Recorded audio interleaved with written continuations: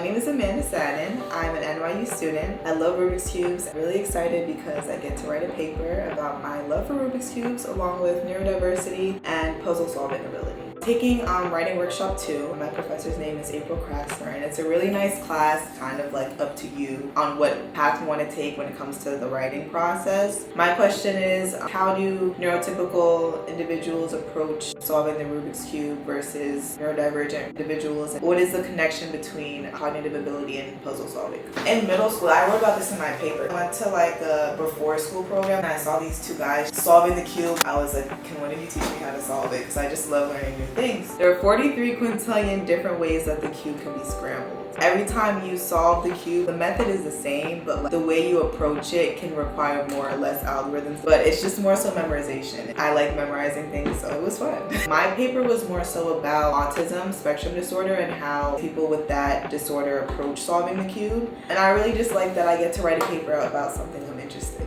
in, you know?